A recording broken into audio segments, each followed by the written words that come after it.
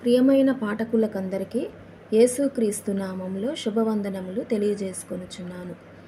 ప్రియులారా, ప్రతిదినము ఒక అధ్యాయము దేవుని వాక్యము చదువుట మన జీవితములకు ఎంతో దీవెన ఆశీర్వాదకరము.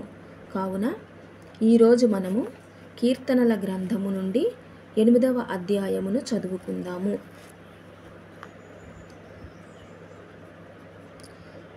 యెహోవా మా ప్రభువా, ఆకాశములో నీ మహిమను కనుపరచువాడా, భూమి అందంతట నీ నామము ఎంత ప్రభావము గలది.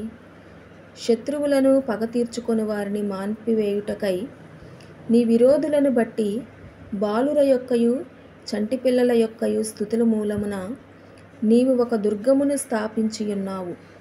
నీ చేతి పని అయిన నీ ఆకాశములను నీవు కలుగజేసిన చంద్ర నక్షత్రములను నేను చూడగా, నీవు మనుషుని జ్ఞాపకము చేసుకొనుటకు వాడేపాటివాడు? నీవు నరపుత్రుని దర్శించుటకు వాడేపాటివాడు? దేవుని కంటే వానిని కొంచెము తక్కువ వానిగా చేసియున్నావు. మహిమా ప్రభావములతో వానికి కిరీటము ధరింపజేసియున్నావు. నీ చేతి పనుల మీద వానికి అధికారమిచ్చియున్నావు.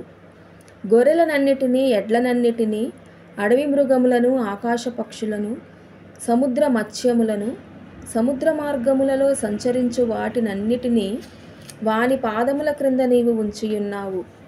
యెహోవా మా ప్రభువా, భూమి అందంతటా నీ నామము ఎంత ప్రభావము గలది. దేవుడి వాక్యమును దీవించునుగాక.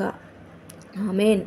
ప్రియ పాఠకులందరూ కూడా ఈ యొక్క ఛానల్ను సబ్స్క్రైబ్ చేసుకొనగలరు. అంతేకాకుండా అనేకులు ఈ వాక్యమును చదువునట్లు అనేకులకు ఈ యొక్క వాక్యమును షేర్ చేయమని కూడా మనవి చేసుకొనుచున్నాను. ఆమేన్.